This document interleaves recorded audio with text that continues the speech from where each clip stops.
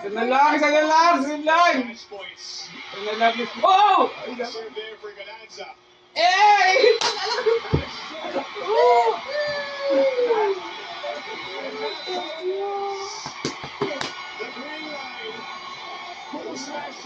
Woo! Grabe, panalo ko yung line.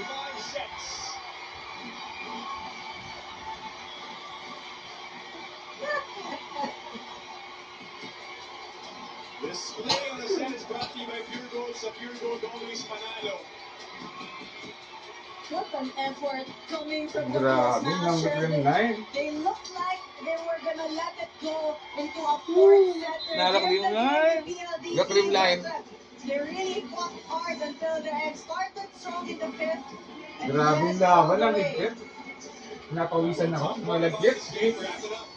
Paano natanggal yung kaluluwa ko?